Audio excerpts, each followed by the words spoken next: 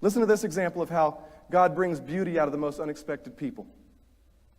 In 1847, a non-religious Frenchman named Placide Cappeau, known to write poetry, he was asked by his local priest to compose a piece for the small town's Christmas Mass.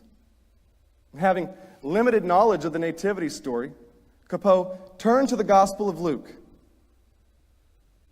and studying it, he penned Cantique de Noël, or O Holy Night.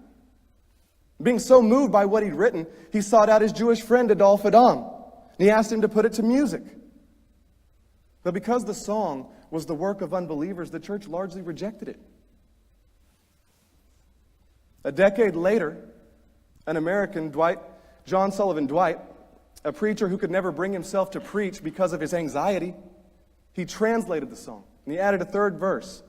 And that third verse says, "Truly Christ taught us to love one another. His law is love, and his gospel is peace. Chains shall he break, for the slave is our brother, and in his name all oppression shall cease."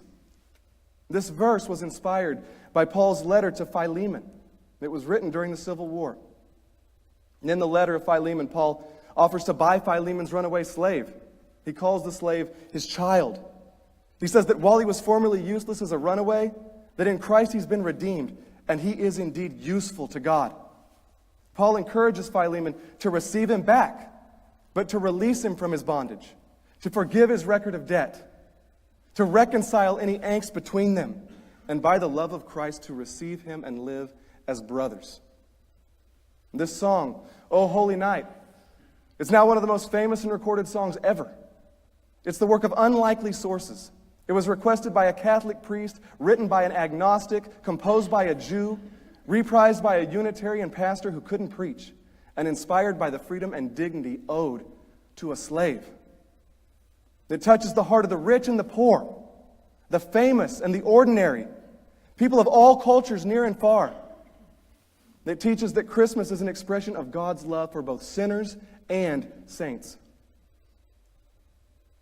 It shows that God can use anyone, and his offer of peace is for everyone. God uses unlikely people, sinners, like you and like me, to offer glorious heavenly hope to a disunified and distressed world. The song is a reminder that God uses counterintuitive virtues like love and humility and peace to conquer earthly wisdom and power and hate. But the story of this song, O Holy Night, it doesn't end there. It gets better. On Christmas Eve, 1871, during the Franco-Prussian War, in the midst of both sides being bunkered down in fierce fighting, a French soldier leapt from his muddy trench and began to sing out, O holy night, the stars are brightly shining. 'Tis the night of our dear Savior's birth.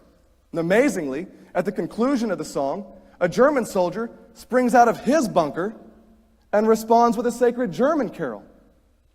And slowly, the rest of the soldiers all began to climb out of the bunkers. Leaving their weapons behind, the opposing sides entrenched in a bloody war, they met on the battlefield and they exchanged what small gifts they had on them.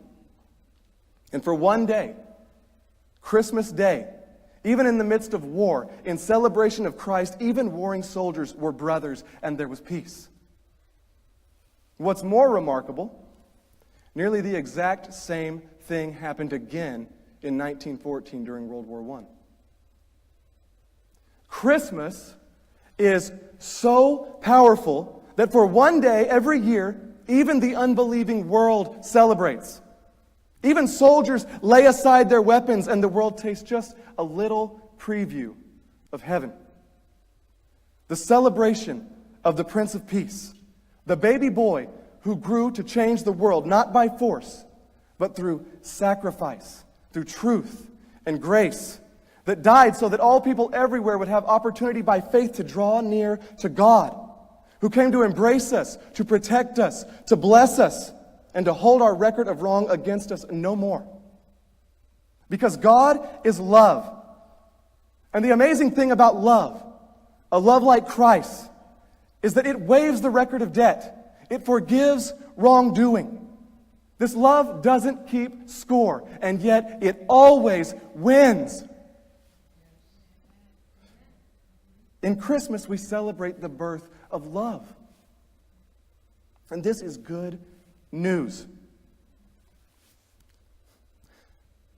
Christmas is the beginning of the story of what God has done for you and for the whole world. And His only call upon you is to receive this gift by faith.